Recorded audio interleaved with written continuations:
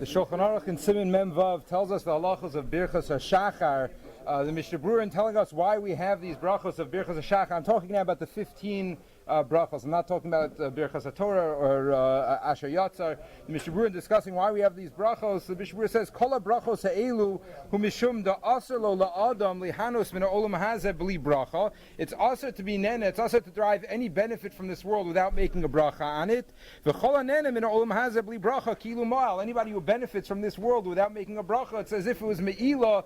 It's like he took something that was not his. He took something from hekdesh, something that was sacrosanct, and he used it for himself, and that's not permissible. Therefore, Chazal were masakein. They set up bracha al kol davar udavar mehanhagas ha'olam shaha'adam ne'eneh mimenu. Therefore, Chazal set up a bracha on everything that a person does in this world that he's ne'eneh from it. So the Shulchan Aruch goes through all the brachos that when you open your eyes, the times of the Gemara, they used to open their eyes. They used to make the bracha of pokeach ivrim. Now they could see. When they used to sit up in bed, they'd make the bracha of Matir Asurim. Hashem unties a person and lets him sit up. When he would stand up, he'd say Zokef Kefufim. When he'd put his feet on the floor, he would say Rokahar Atzalamayim, thanking Hashem for the ground beneath his feet. So these brachas are really like a birchas hanenin almost. It's like a bracha that we're thanking Hashem, recognizing that Hashem allows us to do all these things. Just incidentally, it's interesting, Rosh Zalman says that he was asked, why don't we make a bracha on hearing? We make a bracha on all these things, on our ability to walk and on the ground and on seeing. Why not a bracha on hearing? So Rosh Zalman said, because a person doesn't start to hear again in the morning. A person really is hearing all night long. His ears are really working through the night. It's not like something new that you can make a bracha on in the morning. Just a side point.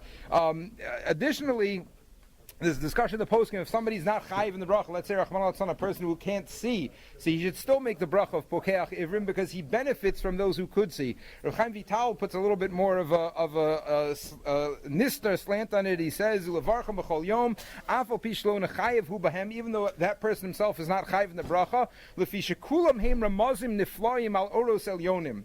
All these brachos are ramazim neflayim. They're lofty ramazim al oros elyonim, on the higher lights. Ve'in levatlam. One shouldn't be mevatel them. So I can't claim to know what that means, but obviously there's something very deep that is inherent to these brachos.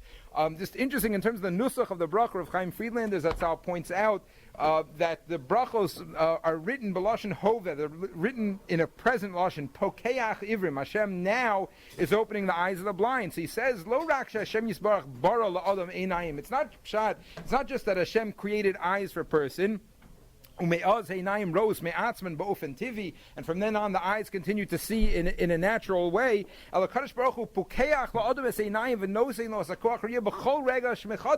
Every instant Hashem is putting into every one of us the power to see. He says the same thing. That right now, the floor beneath our feet, right as we speak, Hashem right now is making the floor beneath our feet be there. So it's important in terms of the kavanah. A person should try to have kavanah that it's not just a bracha on the fact that there's a ground, on the fact that one can see, but that right now we should be mechavein. As we say the bracha, right now Hashem is giving me the koach to see. Hashem is making the floor beneath my feet there. Just in terms of some of the halachos of Birchos Hashachar, the time for Birchos Hashachar is from Alos. From Alos Hashachar, a person can make the brachos. If a person makes the brachos before Alos, if a person needs to wake up in the morning, so he can make all the brachos except for Anosin L'sech Vivino. That first bracha he should not say. But the Eved, even if he said that one bracha, Anosin L'sech Vivino, but the Eved, he would be Yotzei.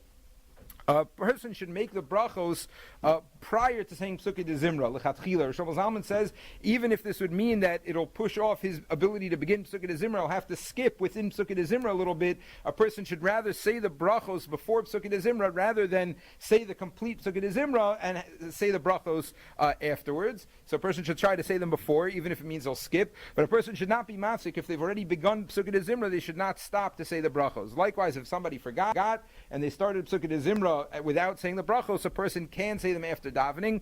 Just recently, somebody told me that they overheard two people talking, and somebody asked, can I make the brachos after davening? And I said, no, it's too late. That's not the halacha. After davening, a person is allowed to make the Birchos Hashachar, and in fact, b'di'evet, a person can make the brachos all the way until he goes to bed at night. B'di'evet, the chatchila should try to say it certainly before chatzos, but even until they go to bed at night. Finally, these brachos, it's brought down in the poskim, a person can say them sitting or standing, but if a person will have more kavanah sitting, it's proper to say them sitting rather than standing.